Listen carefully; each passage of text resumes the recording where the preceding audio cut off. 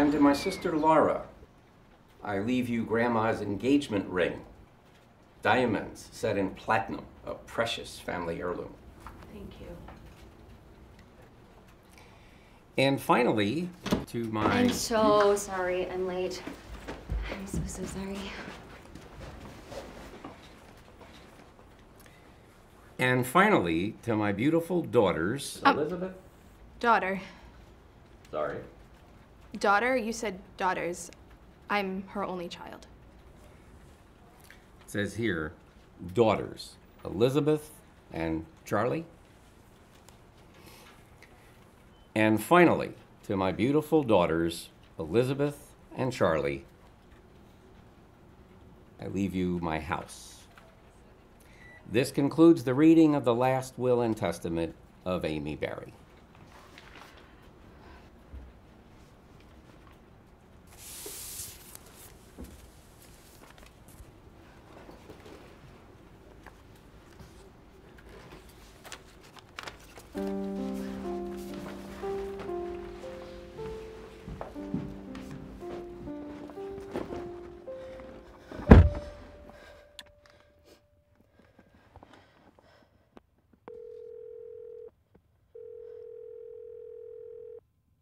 Dad?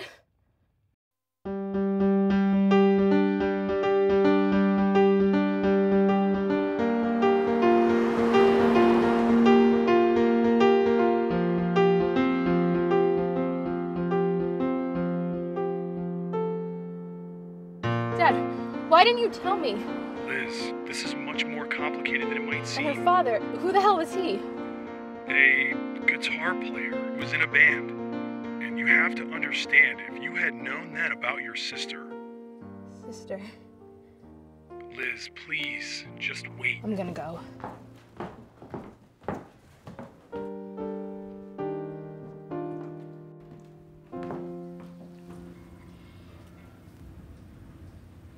Come on.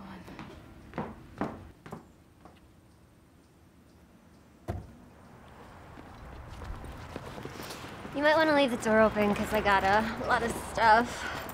Oh, and I might have hit your neighbor's mailbox parking my car, so to ask it wasn't me. Nice house. Nice to meet you too.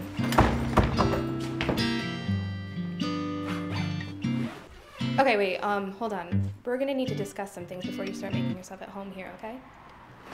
Oh, what is there to discuss? I'm gonna make myself some tea, and then we're gonna talk about this. Do you want some? Yeah, sure. What kind do you have? Shit. My bad.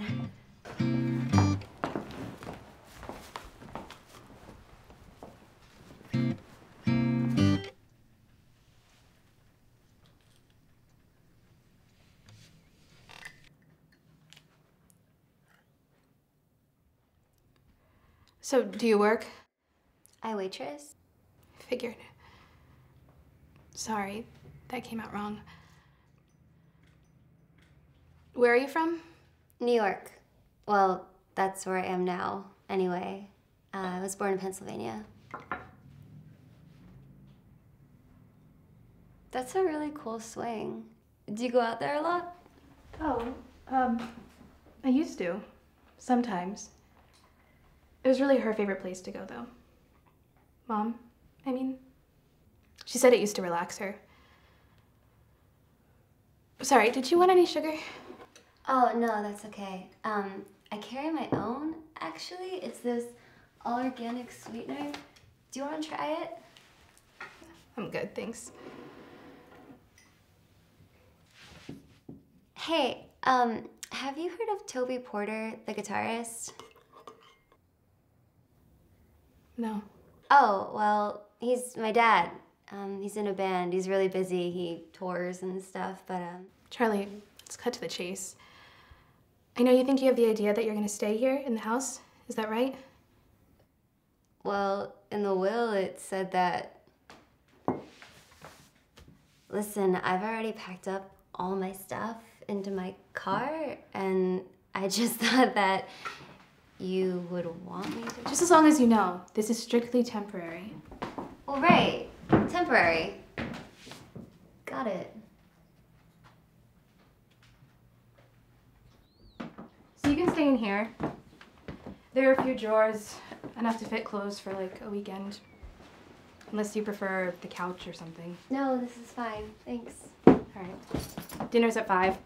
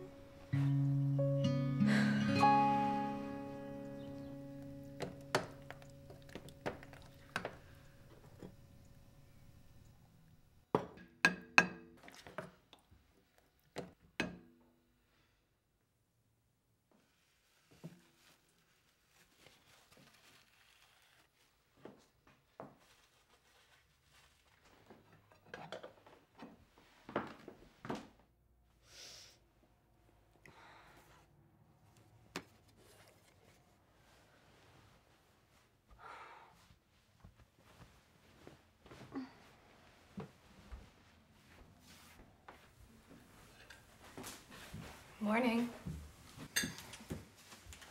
Sorry, I fell asleep. I figured. Your dinner's probably cold by now. Hey, this is really good. You're a really good cook. Was Mom a good cook? I mean, I'm assuming you learned it from her. Yeah. Can you teach me? Teach you what now? How to cook? I don't know. Probably not. Besides, Mom, she always said I overcooked everything anyway.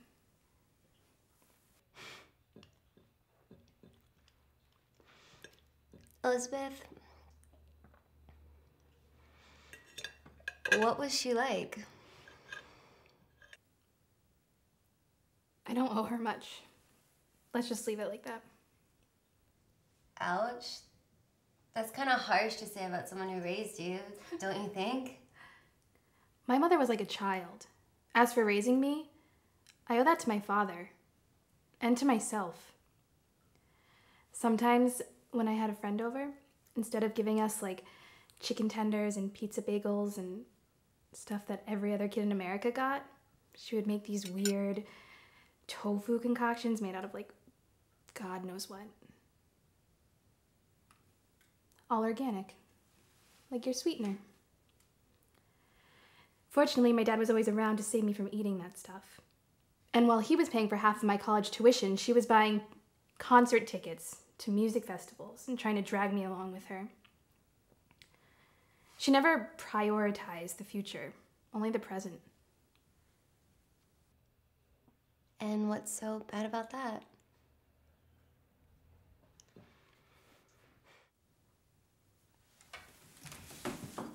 We're starting on those boxes tomorrow. And what's a pizza bagel?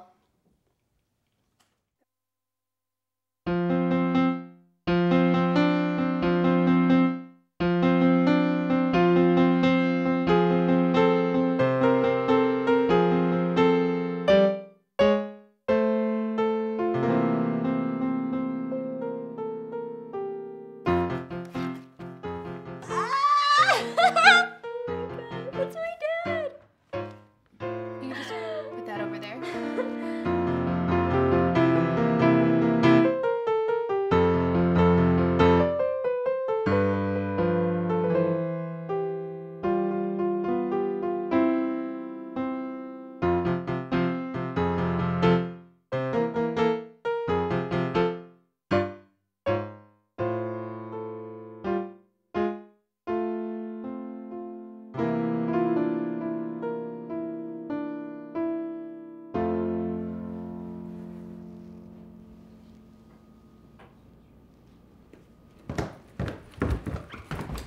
So, how do I look? Pretty sweet threads, huh? Mom had good style.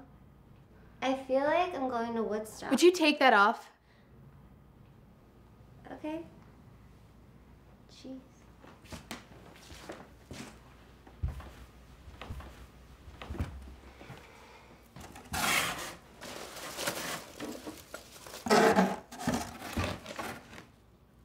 What about this one? Do you want it or shall we chuck it? Yeah, sure, throw it out. Are you sure? It's kind of cool. Super, like, eclectic, you know? Yeah, fine, keep it. Whatever. Or maybe we could put a picture of Mom in it. It would look really good in the living room, don't you think? I think Mom really would have liked it. And how would you, of all people, know what Mom would really like? Excuse me? I mean, let's be honest here, Charlie. You simply didn't know her. Well, if I didn't know any better, I wouldn't even think you two were related. And from what you tell me, it's a shame you didn't grow up to be more like her. Well, it's a shame that you did. Hey, you gotta work with me here, okay? The only reason I'm here is because Mom Would wanted— you stop calling her Mom? Listen, Liz, I get it. You're a superstar. A 9-to-5 daddy's girl superstar, isn't that right? So much more successful than the low-life waitress. Honestly, Charlie, I have worked so hard. Hard for what? To come home to an empty house? Wake up and start the same damn routine all over again? So what? Your dad gave you money and pushed for your future, but Mom gave you love, Elizabeth. And I wish I could say the same about me, but somehow I've still managed to enjoy my life. So tell me, why do you think your life is so much better than mine? Because I don't have to live with the fact that I was the sad bastard child that my mother just couldn't bear to take care of. At least you had a mom.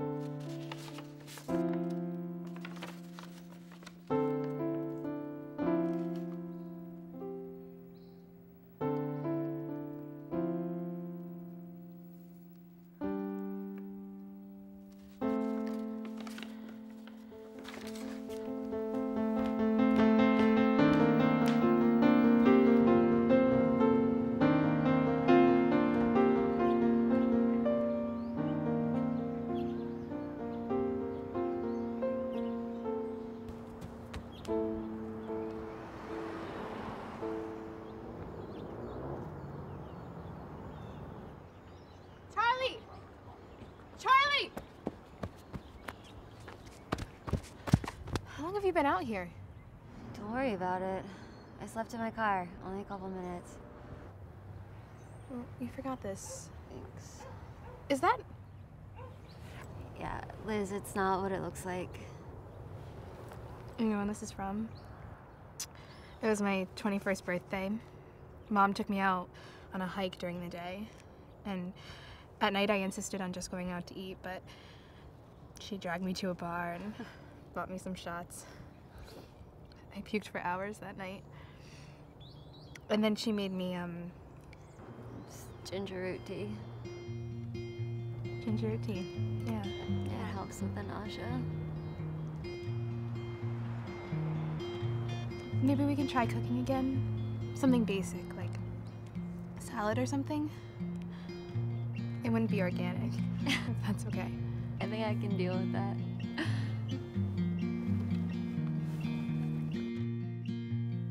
To my darling Elizabeth, I trust that if you're reading this, I either didn't make it, or you've been snooping around the shoeboxes in my closet.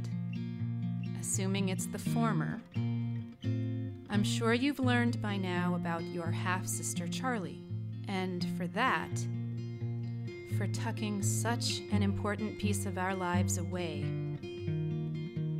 I cannot apologize enough. I made mistakes before I got sick. All I can wish for is that Charlie becomes a part of your life, since she never got to be a part of mine. I love you, both of you.